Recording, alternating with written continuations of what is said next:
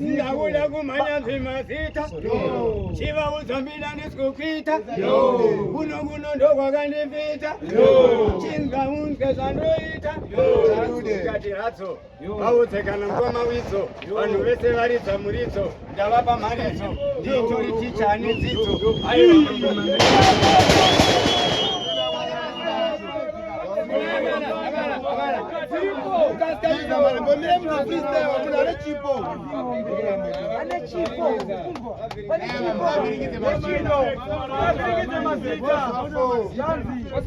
Ini ndiri pakuda kupadza boys Usarove marata muchiita noise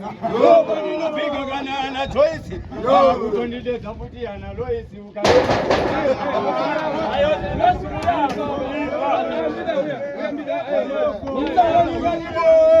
Aunyare noda ngongotuka mamecho chingophuka iwewe natibwe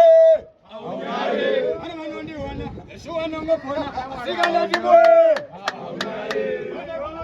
mamecho chingophuka iwewe natibwe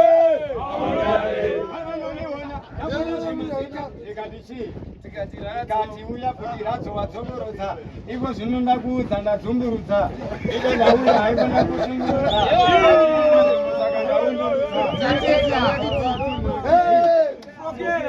Chiva dzavati fokela